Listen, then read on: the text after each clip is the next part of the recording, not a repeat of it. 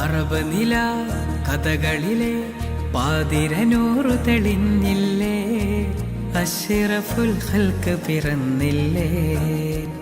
ആനന്ദം മണൽ കാട്ടിലാകെ പരന്നില്ലേ. നബി വരവിൻ കുളിരലകൾ മക്ക നിലാവിലണിഞ്ഞില്ലേ, സുറൂറിന്റെ ചെപ്പു തുറന്നില്ലേ.